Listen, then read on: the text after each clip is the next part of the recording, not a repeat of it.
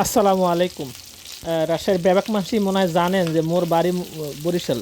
মোর বেমালা দিন আগে গনে ইলিশ মাছ খাইতে মন চাইতেছে, কিন্তু মুই ইলিশ মাছ তো রাজশাহীতে কিনতে পারি না। রাজশাহীতে বেমালা দাম ইলিশ মাছের।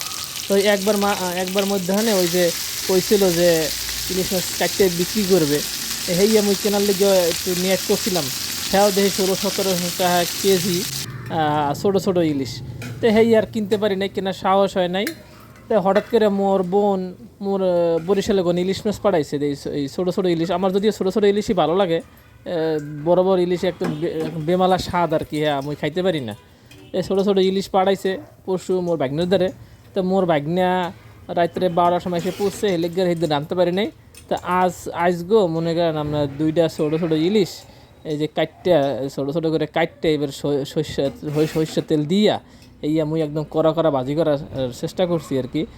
তাই ভালোই লাগছে। এই ইলিশ মাছ খাইয়ে রেখেছি দুইটা একসাথেই, যদিও ছোটো ছোটো জাটকার মতো ইলিশ, তাও একদম মেলা স্বাদ হয়েছে। স্বাদে একদম দুপুরে খেলে দুইটা ইলিশ একসাথে খাইয়ে হেলাইছি। হ্যাঁ, ভালোই লাগছে। আল্লাহ রিজিকে লাগছিল, রিজিকে এরমেরই। হ্যাঁ, তা আপনাকেও দাওয়াত থাকলো, পরে একদিন আপনাকেও খাওয়াম মনে মই ইলিশ মাছ ভাজ্যা, বুঝলেন? সবাই দাওয়াত থাকলো, সবাই খাওয়াম মনে আর কি। আসসালামু আলাইকুম।